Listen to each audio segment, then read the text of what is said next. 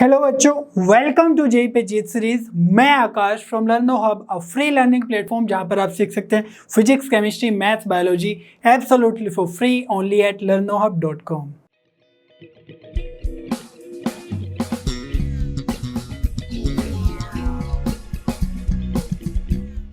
बच्चों, आज हम जेई सीरीज में स्टार्ट करने वाले एक नया चैप्टर स्टैटिस्टिक्स।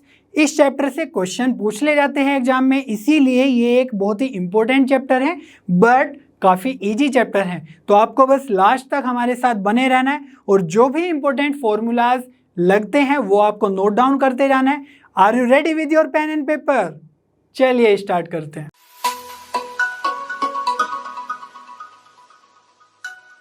बच्चों, स्टैटिस्टिक्स आप क्लास 10 में भी पढ़ चुके हैं। तो स्टैटिस्टिक्स की एक बहुत सिंपल सी डेफिनेशन है। Statistics is a branch of mathematics in which we study a collection of data। तो collection of data कुछ भी हो सकता है, जैसे क्लास 10 में नंबर ऑफ स्टूडेंट्स जो है उनका मार्क्स कितना है, ठीक है। कोई भी पर्टिकुलर सब्जेक्ट में हो सकता है कि जो स्टूडेंट्स हैं उनकी हाइट कितनी है उसका डाटा हो। तो ये सब जो डाटा है इसका जो एनालिसिस है वो हम स्टैटिस्टिक्स के अंदर ही करते हैं, ठीक है। तो हमारे पास भी एक डाटा है population of India by age group 2020 का। तो यहाँ पर एज ग्रुप है 0 to 4 इतना है पॉपुलेशन, 5 to 9 हमारे पास इतना पॉपुलेशन है। तो इस तरीके से डिफरेंट ग्रुप ऑफ एज का पॉपुलेशन हमें गिवन है, तो इसका हम डिफरेंट एनालिसिस कर सकते हैं, ठीक है। तो वो सब एनालिसिस हम स्टैटिस्टिक्स के अंदर करते हैं। तो आज हम वही सब पैरामीटर्स को स्टडी करने वाले हैं। अब बात कर लेते हैं मेजर ऑफ सेंट्रल टेंडेंसी की। तो मेजर ऑफ सेंट्रल टेंडेंसी क्या होता है? A single value which represent central value of given observations. तो हमारे पास सपोज कोई डाटा है, कोई ऑब्जर्वेशंस है, तो उन सारी ऑब्जर्वेशन को हम एक सेंटर वैल्यू से रिप्रेजेंट करते हैं, ठीक है। उसी को हम बोलते हैं मेजर ऑफ सेंट्रल टेंडेंसी, और वो सिंगल वैल्यू है ना, उसको फाइंड आउट करने की कोशिश करते हैं। जैसे कोई एग्जाम हुआ मैथमेटिक्स का, तो उसमें जो भी मार्क्स है स्टूडेंट के, ठीक है, तो किसी के कम होंगे, किसी के ज़्यादा होंगे, तो अगर हम उनका एवरेज ले लें, है ना, तो उससे हमें पता चलता है कि जो क्लास है वो किस तरीके से परफॉर्म कर रही है। सपोज उसका एवरेज अगर 90 आ जाए तो वो बहुत अच्छा परफॉर्म कर रही है। सपोज उसका एवरेज अगर 40 आ जाए तो हम बोलेंगे कि वो बहुत ही ख़राब परफॉर्मेंस कर रही है, आउट ऑफ 100 की मैं बात कर रहा हूँ। तो यहाँ पर हम जो एवरेज है या और सारे के सारे जो टर्म्स हैं उनको फाइंड आउट करते हैं और उसी को बोलते हैं मेजर ऑफ सेंट्रल टेंडेंसी। तो यहाँ पर हम 2 टाइप के एवरेजेस फाइंड आउट करने की कोशिश करते हैं। जैसे एक है मैथमेटिकल एवरेज जिसको हम मीन भी बोलते हैं, और एक है पोजिशनल एवरेज, ठीक है। तो इन सबको डिटेल में पढ़ेंगे। बट जो मीन है या मैथमेटिकल एवरेज है, तो यहाँ पर है अर्थमेटिक मीन, ज्योमेट्रिक मीन और हार्मोनिक मीन। तो यहाँ पर हम बेसिकली मीन के बारे में ही फाइंड आउट करेंगे, ठीक है, जिसको हम अर्थमेटिक मीन भी बोल सकते हैं। और जो ये ज्योमेट्रिक और हार्मोनिक मीन है इसको हम सीक्वेंस सीरीज में डिटेल में पढ़ते हैं, ठीक है। तो यहाँ पर हम उसको नहीं पढ़ेंगे। तो हम यहाँ पर और चीज़ें क्या पढ़ेंगे? पोजिशनल एवरेज जो होता है मीडियन एंड मोड, ये आप क्लास 10 में भी पढ़ चुके होंगे, तो इसी को हम डिटेल में पढ़ेंगे थोड़ा सा, और रिवीजन भी हो जाएगा, ठीक है। चलिए सबसे पहले मीन डिस्कस कर लेते हैं। It is the average value of all the observations. तो यहाँ पर जो भी हमें ऑब्जर्वेशंस गिवन हो डाटा के अंदर, उसका एवरेज वैल्यू फाइंड आउट करना है। वो बहुत इजी है फाइंड आउट करना। कैसे? जो भी ऑब्जर्वेशंस हैं उनको हम ऐड कर देंगे, ठीक है, और उसको नंबर ऑफ ऑब्जर्वेशन से सिंपली डिवाइड कर देंगे। तो इसको हम कंडेंस करके लिख सकते हैं sigma i = 1 to n xi। तो xi में जब i वेरी करेगा तो यही सारे के सारे टर्म्स जनरेट होंगे, ठीक है। तो जैसे हमारे पास कोई डाटा है, ठीक है, तो सिंपली ये 5 स्टूडेंट्स का डाटा है। सपोज 50 मार्क्स का एग्जाम था और ये सब उनके स्टूडेंट्स के मार्क्स आए हैं, तो इनको सिंपली ऐड करना है। और यहाँ पर और नंबर ऑफ ऑब्जर्वेशंस कितने हैं, यहाँ पर डाटा कितना है 5 स्टूडेंट्स का, तो 5 से हम डिवाइड कर देंगे तो हमारा आंसर आ जाएगा, मीन आ जाएगा, ठीक है। लेकिन कभी कभी क्या होता है कि बहुत सारा डाटा होता है, लाइक क्लास में 40 स्टूडेंट्स हैं, तो उसमें कुछ ऐसे भी मार्क्स होंगे जो रिपीट हो गए होंगे, ठीक है। तो कुछ स्टूडेंट्स ऐसे होंगे कि 30 मार्क्स उनके रिपीट हुए होंगे, ठीक है। सपोज 5 स्टूडेंट्स ऐसे हैं जिसके 30 मार्क्स हैं, तो उसको हम डिनोट करते हैं फ्रीक्वेंसी से। तो फ्रीक्वेंसी क्या है कि जैसे अगर हम ऐड करेंगे 30 को 5 टाइम्स, 30 प्लस 30 प्लस 30 प्लस 30, है ना, इस तरीके से 5 टाइम्स ऐड करने के बजाय हम अगर 30 को 5 से मल्टीप्लाई कर दे तो हमें वो टोटल जो मार्क्स है वो मिल जाएंगे, ठीक है, जब हम एवरेज फाइंड आउट करेंगे। तो उसके लिए हम एक वर्ड यूज करते हैं फ्रीक्वेंसी, जिसको हम डिनोट करते हैं FI से, कुछ इस तरह। तो सपोज 10 स्टूडेंट्स के मार्क्स 30 है, 15 स्टूडेंट्स के मार्क्स 37 है, ये एक रफ एस्टिमेट है, और सपोज 30 स्टूडेंट्स के मार्क्स 40 आए हैं, तो जो टोटल स्टूडेंट्स है वो कितने हो गए यहाँ पर अगर आप ऐड करो, 10 15 25 और ये 13 और 2 15, तो ये हो गया 40 और 5 ऐड करेंगे तो 45। तो 45 स्टूडेंट्स के कुछ मार्क्स इस तरीके से हैं। तो अगर हमें टोटल या एवरेज फाइंड आउट करना है तो यहाँ पर हम 30 को 10 टाइम्स ऐड ना करके 13 इंटू 10 कर देंगे, 300 आ जाएगा, ठीक है, सेम ही बात हुई। तो इसके लिए हम क्या करते हैं, FI XI कैलकुलेट कर लेते हैं, तो यहाँ पर आ जाएगा 300, ठीक है, जो 10 स्टूडेंट्स हैं जिनके 30 आए, 15 स्टूडेंट्स के हमारे आए 37 मार्क्स, तो इनको अगर मल्टीप्लाई करेंगे तो कितना आ जाएगा, 15 7 जा 105 10 और ये आ जाएगा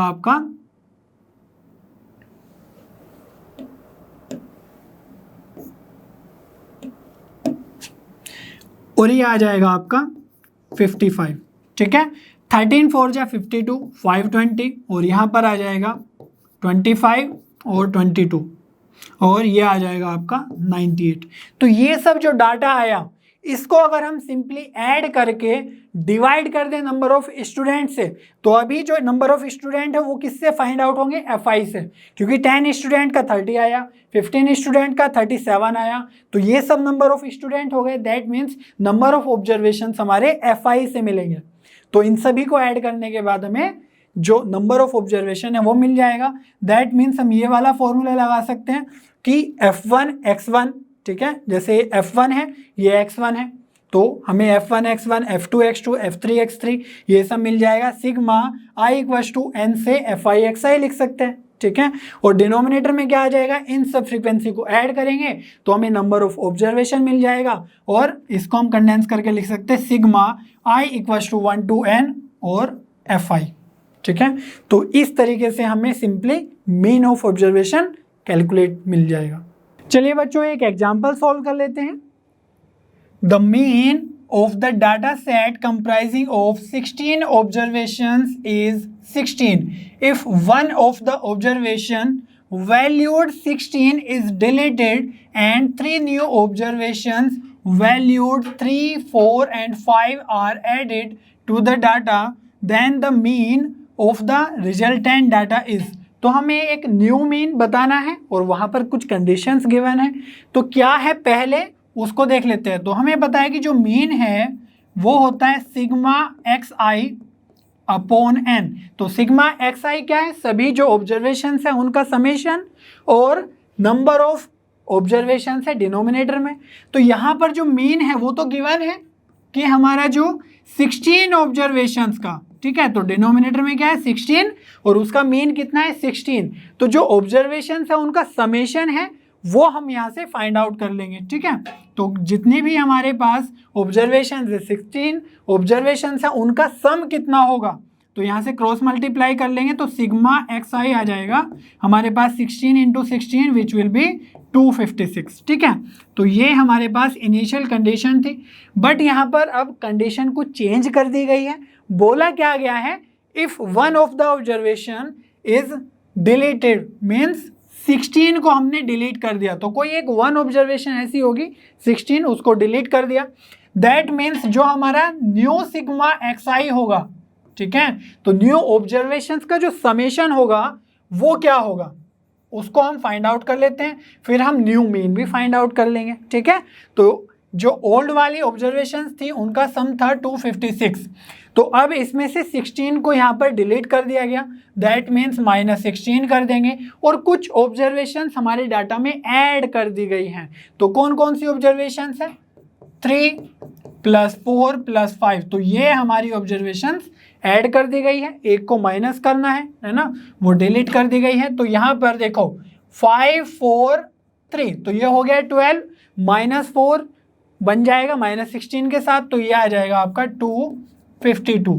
अब ये हो गई हमारी न्यू जो डाटा है उसका समेशन, सारी की सारी ऑब्जर्वेशंस का। अब हमें मीन फाइंड आउट करना है, तो मीन कैसे आएगा, वही न्यू की बात कर रहे हैं, ठीक है। तो दैट मीन्स हमें सिग्मा xi न्यू वाला लगेगा और न्यू नंबर ऑफ ऑब्जर्वेशंस, ठीक है। तो यहां पर भी हम क्या लिख देंगे, n न्यू, ठीक है। तो कितने हैं न्यू ऑब्जर्वेशंस, देखो पहले हमारे पास 16 थी जिसका जो समेशन है वो आया है 256, उसमें से एक ऑब्जर्वेशन डिलीट कर दी गई, दैट मीन्स 15 बची। अब उसमें 3 ऑब्जर्वेशंस ऐड कर दी गई, तो हमारे पास जो न्यू नंबर ऑफ ऑब्जर्वेशंस है वो हो गई 18, ठीक है। तो डिनोमिनेटर में तो आ जाएगा 18 और न्यूमरेटर में क्या आएगा, sigma xi new which is 252। तो यहाँ पर आपका आंसर आ जाएगा 18 से डिवाइड करके, 18 1 जा 18 और 18 4 जा 72, तो 14 आपका न्यू मीन आ जाएगा जब हमने 16 को डिलीट कर दिया और न्यू ऑब्जर्वेशंस ऐड कर दी। तो आपका ऑप्शन बी एकदम करेक्ट हो जाएगा, ठीक है। बच्चों अब एक इंपॉर्टेंट कॉन्सेप्ट की बात कर लेते हैं जिसका नाम है ग्रुप्ड मीन। तो ग्रुप्ड मीन में हम 2 और मोर ग्रुप्स की बात करते हैं, उनका एवरेज दिया रहता है, तो टोटल सभी जो मेंबर्स हैं उनका एवरेज कैसे फाइंड आउट होगा वो उस पर हम डिस्कस करने वाले हैं। तो यहाँ पर सपोज आपके पास 2 क्लासेस हैं, क्लास 10 सेक्शन ए और क्लास 10 सेक्शन बी, ठीक है। तो 10A के अंदर suppose number of students NA है और 10B में नंबर ऑफ स्टूडेंट NB है। तो यहाँ पर जो एक टीचर है मैथ्स का वो एग्जाम लेता है, तो सभी स्टूडेंट्स के कुछ ना कुछ मार्क्स आएंगे, करेक्ट। तो वो एक डाटा हो गया स्टूडेंट्स का, नंबर ऑफ स्टूडेंट्स NA का, तो उस डाटा के बेसिस पे उसने मैथ्स का एवरेज फाइंड आउट किया, ठीक है। तो वो एवरेज सपोज आया क्लास 10 सेक्शन ए का XA और क्लास 10 सेक्शन बी का XB, ठीक है। तो यहाँ से वो दोनों के दोनों रिजल्ट प्रिंसिपल के पास गए सपोज, तो वहाँ पर प्रिंसिपल को फर्क नहीं पड़ता है कि वो स्टूडेंट्स क्लास 10 कि वो स्टूडेंट सेक्शन ए से है या सेक्शन बी से है, उनको चाहिए कि क्लास 10 का कैसा रिजल्ट है, कैसा एवरेज है सभी स्टूडेंट्स का।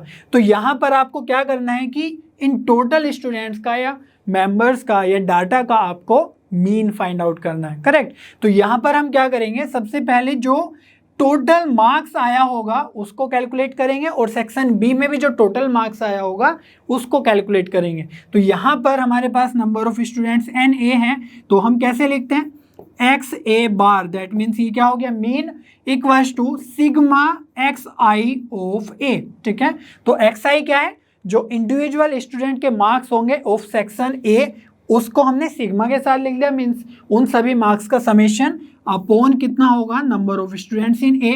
तो सिग्मा XIA यहाँ से कितना आ जाएगा, NA XA बार, ठीक है।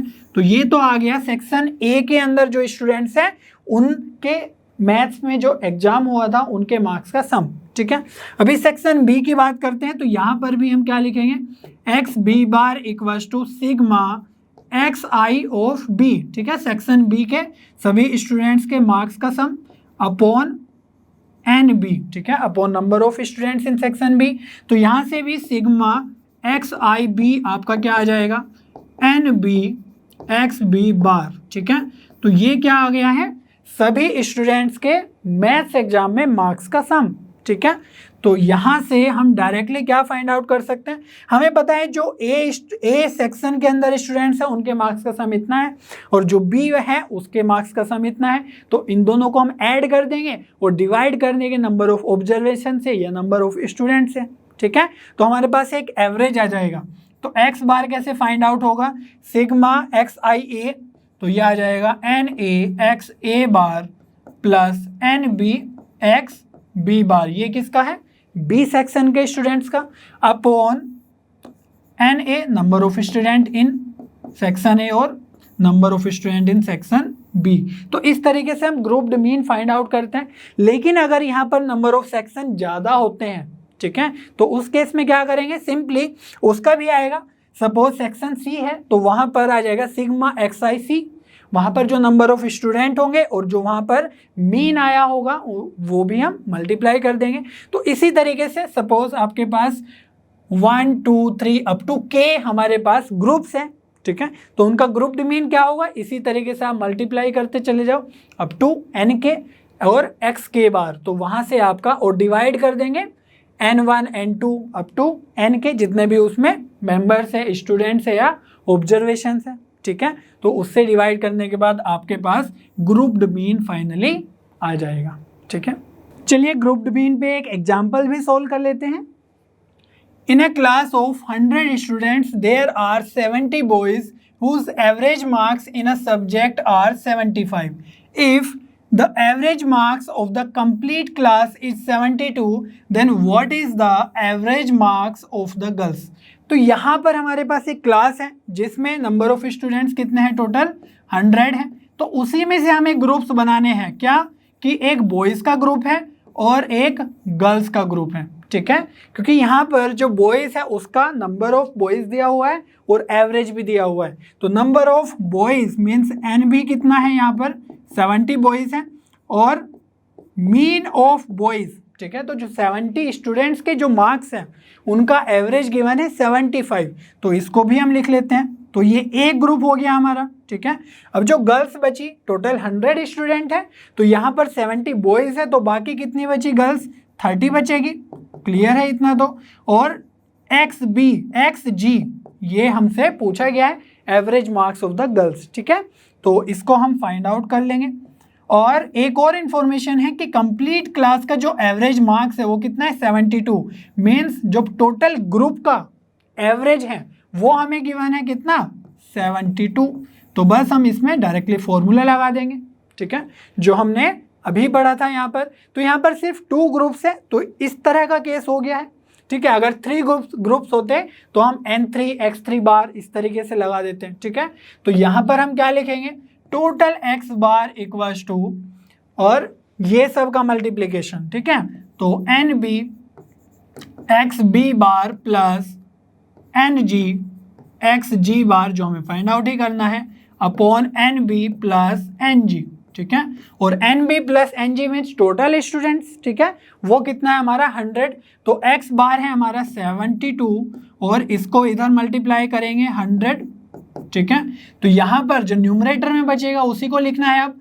तो न्यूमरेटर में क्या है, NB XB बार, तो ये है 70 और 75 मल्टीप्लाई में, ठीक है, प्लस NG कितना है, NG है हमारा 30 क्योंकि बॉयज़ है 70, तो NG बचेगा 30 और XG तो हमें फाइंड आउट ही करना है। तो ये हो गया हमारा XG बार, ठीक है। तो यहाँ से हम सिंपली XG बार फाइंड आउट कर लेंगे, सिंपल कैलकुलेशन है। तो देखो 0 सभी टर्म्स में है तो यहाँ पर 0 0 ये सब कैंसिल कर देते हैं ना, यहाँ पर प्लस है लेकिन 10 यहाँ से भी कॉमन लेके कैंसिल किया जा सकता है। तो ये आ जाएगा आपका 720 माइनस इस वाले टर्म को मल्टीप्लाई करके इधर ले आएंगे, ठीक है। तो ये कितना बचेगा, 7 5 जा 35, 3 7 7 जा 49 और 3 52 equals to 3XG bar. Clear है इतनी बात। बस इसको अब माइनस करना है तो ये बचेगा 5 9 और 1 इक्वल्स टू 3XG बार। तो XG बार कितना आ जाएगा, मीन्स मीन ऑफ गर्ल्स का जो एवरेज है उसकी बात हो रही है। तो 3 से डिवाइड कर देंगे सिंपली तो कितना आ जाएगा, 3 6 जा 18 और 3 5 जा 15, ठीक है। तो 65 आएगा जो गर्ल्स का एवरेज मार्क्स होगा। तो यहाँ पर आपका ऑप्शन भी बिल्कुल करेक्ट हो जाएगा, ठीक है। चलिए मीन से आगे अब हम बात करते हैं मीडियन की। तो मीडियन भी हमारा मेजर ऑफ सेंट्रल टेंडेंसी ही होता है। तो यहाँ पर दिया हुआ है it is the central value of the set of observations after all the observations are arranged in the ascending और डिसेंडिंग ऑर्डर। तो उसको या तो हम असेंडिंग ऑर्डर में या फिर डिसेंडिंग ऑर्डर में लिखने के बाद जो मिडिल वाला टर्म है या ऑब्जर्वेशन है उसी को हम मीडियन बोल देते हैं। तो आपने पढ़ा ही होगा, जैसे यहाँ पर डिपेंड करता है कि n means number of observation odd है या फिर नंबर ऑफ ऑब्जर्वेशन इवन है, ठीक है। तो यहाँ पर ध्यान से देखो, सपोज आपके पास नंबर ऑफ ऑब्जर्वेशन ओड है तो हम एक सिंपल सा सेट ले लेते हैं, डाटा ले लेते हैं, जैसे 1 2 3 4 और 5। तो यहाँ पर आप देख ही सकते हो कि जो मिडिल वाला ऑब्जर्वेशन है वो आपको 3 दिख रहा होगा, ठीक है। तो जो ये 3 है इसकी पोजीशन को हम कैसे डिफाइन करें। अब यहाँ पर क्योंकि n से हम डिफाइन करते हैं नंबर ऑफ ऑब्जर्वेशन, तो n यहाँ पर 5 हो सकता है, आप काउंट कर सकते हो, ठीक है। 1 to 5 यहाँ पर डाटा है। तो जब हमारे पास नंबर ऑफ ऑब्जर्वेशन 5 है तो जो थर्ड प्लेस पर है उसको हम कैसे डिफाइन करें, ठीक है। तो ये बहुत ही इजी काम है। तो क्या करते हैं, जब नंबर ऑफ डाटा ओड हो तो हम बोलते हैं n+1/2th जो टर्म होगा वही हमारा क्या हो जाएगा, मीडियन हो जाएगा, ठीक है। तो आप देख भी सकते हो, तो जब n की वैल्यू आप 5 पुट करेंगे तो 5 + 1 6/2, तो जो थर्ड पोजीशन है वो हमारी क्या आ जाएगी, मीडियन आ जाएगी, ठीक है। और जब ओड होता है तो हम सिंपल सा डाटा सेट ले लेते हैं 1 2 3 4 5 और 6। तो यहाँ पर आप ध्यान से देख सकते हैं, अगर आप देखोगे तो हम 2 डिजिट्स यहाँ पर छोड़ दे, 2 ऑब्जर्वेशन यहाँ पर छोड़ दे, तो जो मिडिल में बचेंगे वहाँ पर हमारे पास 2 ऑब्जर्वेशन बचते हैं, सिंगल ऑब्जर्वेशन नहीं बचता है। तो इसीलिए हम बोलते हैं कि जो ये 3 है और 4 है, ठीक है, तो जो मिडिल वाले ऑब्जर्वेशंस हैं इन दोनों का जो एवरेज होगा वो हमारा मीडियन होगा, करेक्ट। तो यहाँ पर 3 + 4/2 ये कितना आ जाएगा आपके पास, 3.5। तो हमारा 3.5 इस डाटा का मीडियन होगा। तो इसको कैसे देखते हैं, तो हमें पता है कि जो टोटल नंबर ऑफ ऑब्जर्वेशन हमने 6 ली है, तो 6 का हाफ करेंगे तो हमें थर्ड पोजीशन मिल जाएगी, और हाफ में 1 ऐड कर देंगे तो हमें नेक्स्ट पोजीशन मिल जाएगी, ठीक है। तो क्या करेंगे, n/2 + 1, ठीक है। तो ये कौन सी पोजीशन आ गई, 4th वाली, और हमें अगर 3 वाली चाहिए तो इसको क्या करेंगे, n/2th, ठीक है। तो इन दोनों पोजीशन पे जो भी डाटा होगा उनको हम ऐड कर देंगे और डिवाइड बाय 2 कर देंगे, तो इन दोनों डाटा का हम मीन ले लेंगे और वही हमारा आ जाएगा मीडियन, ठीक है। तो जब नंबर ऑफ ऑब्जर्वेशन हमारी इवन हो उस केस में मीडियन हमारा इन दोनों का एवरेज लेके आएगा। तो बहुत ही ईजी है, यहाँ पर आपने सीखा हुआ है ये सब कैसे करते हैं। तो चलिए फिर आगे बढ़ते हैं। चलिए अब बात कर लेते हैं कि मीडियन फॉर ग्रुप्ड डिस्ट्रीब्यूशन हम कैसे फाइंड आउट करते हैं।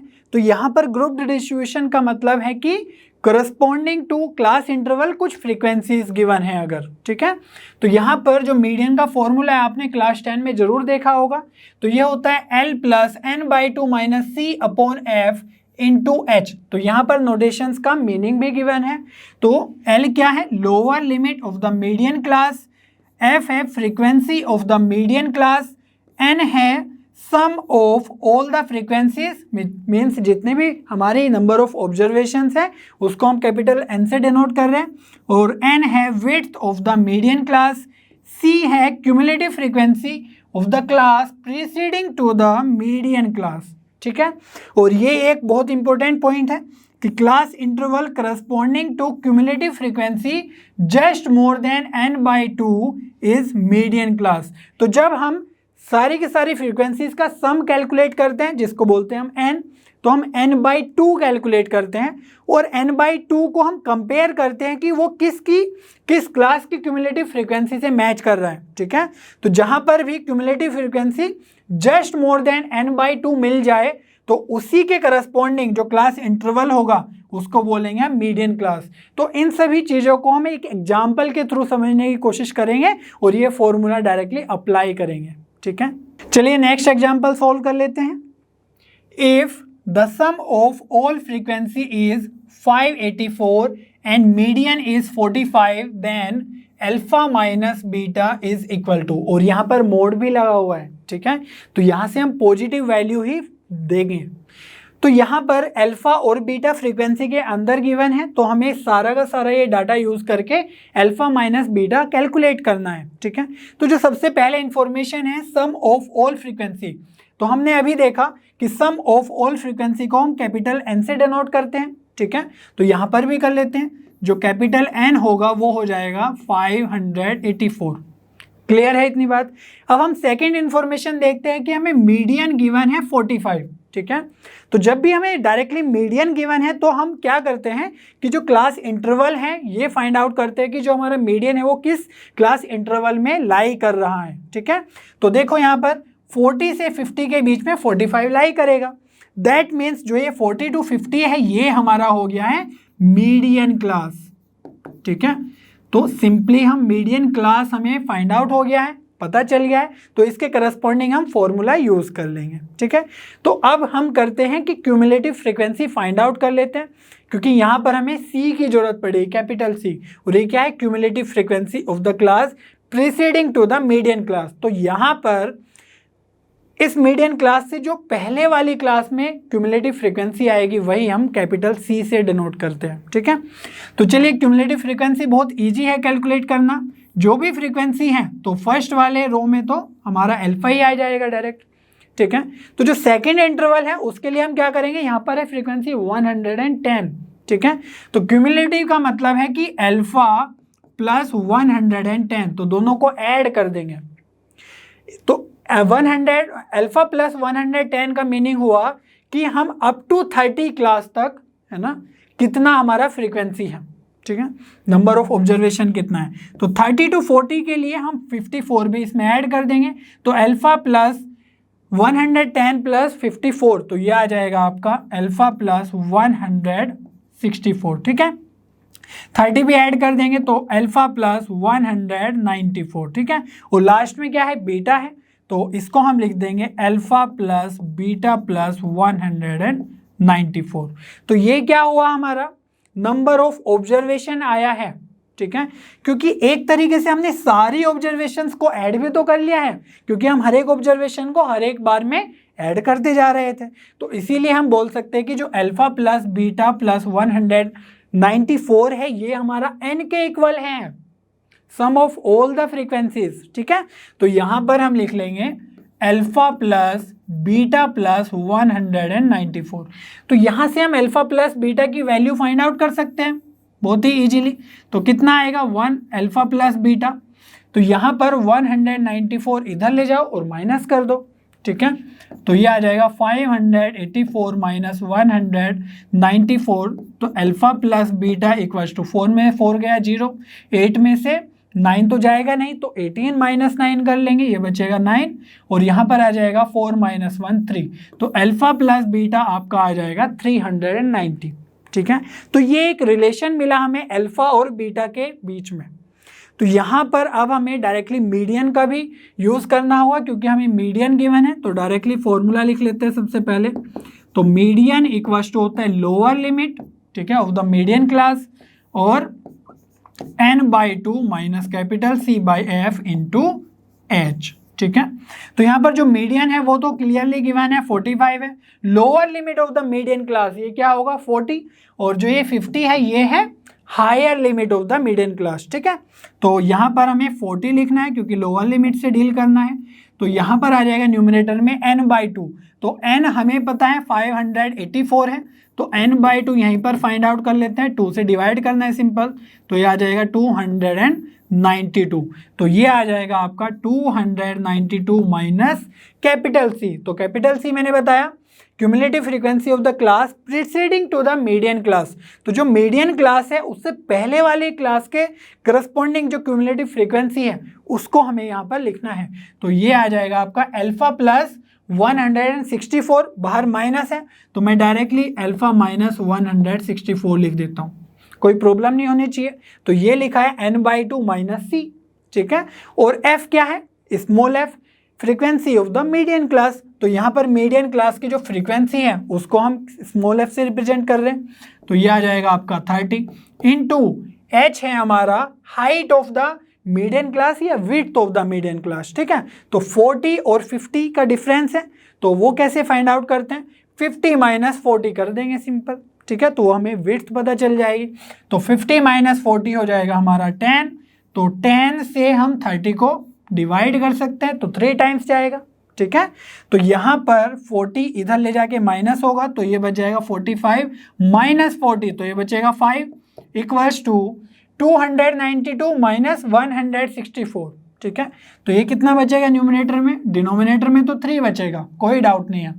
तो यहाँ पर 2 - 4 हो जाएगा, 12 - 4 कर देंगे 8, और यहाँ पर है 8 - 6 2, और यहाँ पर आ जाएगा 2 - 1 1 माइनस अल्फा। ठीक है, तो यहाँ पर 3 से मल्टीप्लाई कर दो, 15 = 128 माइनस अल्फा, अल्फा इधर 15 उधर, तो माइनस होके बच जाएगा 3, और ये आ जाएगा आपका 11। तो ये आ जाएगा अल्फा = 113। ठीक है, तो अभी हमें अल्फा की वैल्यू पता चली और अल्फा प्लस बीटा में रिलेशन पता है, तो यहाँ से हम अल्फा की हेल्प से बीटा की वैल्यू फाइंड आउट कर लेंगे। ठीक है, तो ये रिलेशन में हमने वैल्यू पुट कर दी है अल्फा की, तो बीटा क्या आ जाएगा, उधर जाएगा ये, तो 390 - 113, तो ये कितना आ जाएगा, देखो ये बचेगा 7, ये बचेगा 7 और 2। ठीक है, तो 277 हमारा बीटा का वैल्यू आ गया है। ठीक है, अब हमें फाइंड आउट करना है सिंपली अल्फा माइनस बीटा का मोड।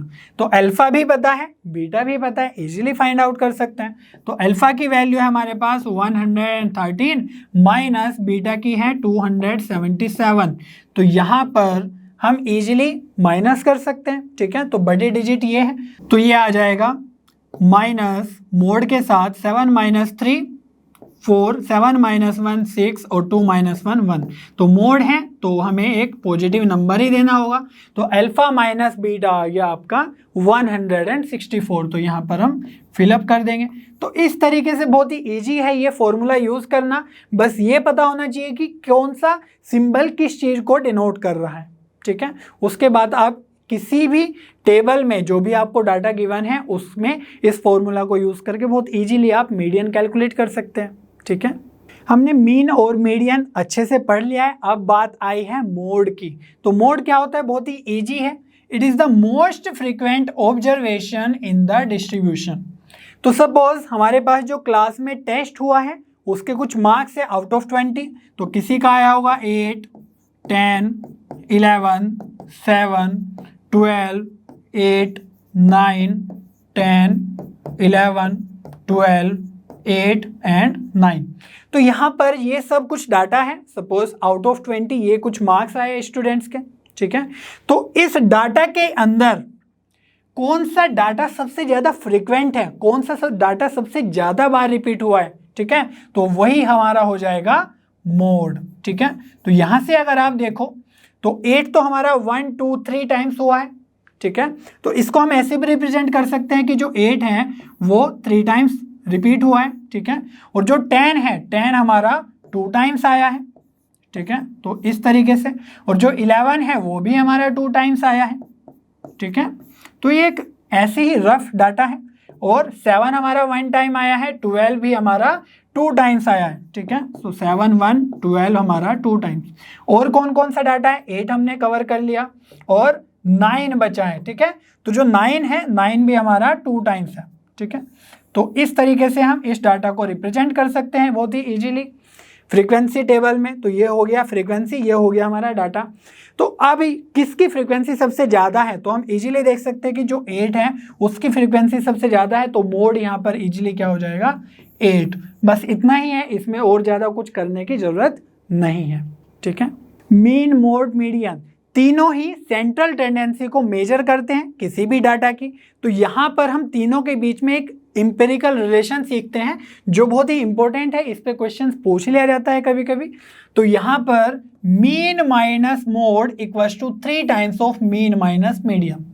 ठीक है, तो यहाँ पर हम देख सकते हैं कि मीन और मीडियन का जो डिफरेंस है ना वो 3 टाइम्स है मीन माइनस मोड के। ठीक है, और इसको और सिंप्लीफाई कर दे इस तरीके से, तो mode equals to 3 median minus 2 mean. तो इस तरीके से भी आप सिंपली याद कर सकते हैं, डायरेक्टली फॉर्मूला बेस्ड क्वेश्चन पूछ लिया जाता है। ठीक है, चलिए एक और एग्जांपल सॉल्व कर लेते हैं। In a frequency distribution, the mean and median are 21 and 22 respectively, then its mode is approximately। तो यहाँ पर मोड कैलकुलेट करने के लिए कोई भी अलग से इंफॉर्मेशन नहीं गिवन है, तो हम एज्यूम कर सकते हैं कि जो मीन और मीडियन की वैल्यू है उसी को हम इंपेरिकल रिलेशन से मोड की वैल्यू फाइंड आउट करने की कोशिश करेंगे। ठीक है, तो यहाँ पर मीन का वैल्यू कितना है रिस्पेक्टिवली यूज किया है, दैट मीन्स जो फर्स्ट में लिखा हुआ है वही हमारा 21 मीन का वैल्यू है, और जो सेकंड पोजीशन पे है वो हमारा मीडियन का वैल्यू है 22। ठीक है, तो मोड फाइंड आउट करना है। इंपेरिकल रिलेशन क्या होता है? Mode equals to 3 median minus 2 mean, यही तो हमने सीखा है अभी। ठीक है, तो इसको डायरेक्टली याद रखना है। तो यहाँ पर मोड की वैल्यू फाइंड आउट करनी है 3 इंटू मीडियन, तो मीडियन की वैल्यू कितनी गिवन है? 22 माइनस 2 इंटू मीन, मीन की वैल्यू कितनी गिवन है? 21। ठीक है, तो ये हो जाएगा 66 माइनस ये हो जाएगा आपका 42। तो यहाँ पर 6 माइनस 2 4, 6 माइनस 4 2, तो मोड की वैल्यू सिंपली क्या आ गई? 24। ठीक है, तो यहाँ पर आपका ऑप्शन सी बिल्कुल करेक्ट हो जाएगा। ठीक है, अभी तक हमने मीन, मोड, मीडियन सीखा है जो सेंट्रल वैल्यू को रिप्रेजेंट करते हैं किसी भी डाटा की। तो यहाँ पर हम कुछ लिमिटेशंस के बारे में बात करेंगे कि मीन, मोड, मीडियन की क्या लिमिटेशंस हैं। तो हम वो देखेंगे इन 2 टेबल्स के थ्रू। ये हमारे पास डाटा है, ये स्टूडेंट के मार्क्स हैं। सपोज ये मैथ्स का एग्जाम था। ठीक है, तो आउट ऑफ 100 ये मार्क्स गिवन है, और यहाँ पर फिजिक्स का एग्जाम है। ठीक है, तो यहाँ पर भी आउट ऑफ 100 ये मार्क्स गिवन है स्टूडेंट्स के। तो इस डाटा का और इस डाटा का अगर आप मीन कैलकुलेट करोगे तो वो आएगा आपका 30। ठीक है, और इस डाटा का भी मीन आ जाएगा आपका 30। और अगर हम यहाँ पर देखें तो यहाँ पर जो मिनिमम वैल्यू है वो 5 है और मैक्सिमम क्या है? 90। तो 5 से 90 के बीच में मार्क्स वेरी कर रहे हैं, कितना ज़्यादा वेरिएशन है। लेकिन अगर हम यहाँ पर बात करें तो यहाँ पर मिनिमम मार्क्स है 28 और मैक्सिमम मार्क्स है 32, तो यहाँ पर वेरिएशन बहुत ही कम है। ठीक है, और इसको हम ग्राफ के थ्रू भी समझ सकते हैं। तो अगर हम इन दोनों को प्लॉट करें तो यहाँ पर जो वेरिएशन है वो 5 है मिनिमम मार्क्स, और यहाँ पर है 90 मार्क्स मैक्सिमम। ठीक है, और ये वाला जो ग्राफ है इस टेबल का, ये 28 से 32 के बीच में ही ट्रेवल कर रहा है, वेरी कर रहा है। ठीक है, तो यहाँ पर हमने देखा कि जो मीन है वो तो दोनों डाटा का सेम है, लेकिन जो स्प्रेड है ना, ये जो रेंज है या जो डिस्पर्सन है वो दोनों डाटा का बहुत ही डिफरेंट है। यहाँ पर स्प्रेड बहुत कम है और यहाँ पर बहुत ज़्यादा है। तो इसी स्प्रेड या डिस्पर्सन को हम स्टडी करते हैं डिफरेंट टर्म्स में, क्योंकि यहाँ पर मीन सेम है दोनों डाटा का, तो हम मीन के थ्रू यहाँ पर कुछ भी बता ही नहीं सकते हैं कि कितना उसमें वेरिएशन आ रहा है डाटा के अंदर। तो जो टर्म्स हैं हम यूज़ करते हैं स्टैंडर्ड डेविएशन, वेरिएंस और मीन डेविएशन। तो इस तरीके से हम इस स्प्रेड को सीखने की कोशिश करते हैं। तो इसीलिए हमने बोला है जो मीन, मोड एंड मीडियन है only locates the centre of the data, तो ये मेजर ऑफ सेंट्रल टेंडेंसी है किसी भी डाटा की, and does not tell us anything about the spread of the data. तो जो स्प्रेड ऑफ द डाटा है ये हम नेक्स्ट लेक्चर में सीखेंगे बहुत अच्छे से। ठीक है बच्चों, आज हमने मीन, मोड, मीडियन के कंसेप्ट देखे और कुछ एग्जाम्पल भी सोल्व किए। मुझे उम्मीद है आपको सभी कंसेप्ट बहुत अच्छे से समझ में आए होंगे। नेक्स्ट वीडियो में हम स्टैंडर्ड डेविएशन, मीन डेविएशन और वेरिएंस वगैरह कैलकुलेट करना सीखेंगे।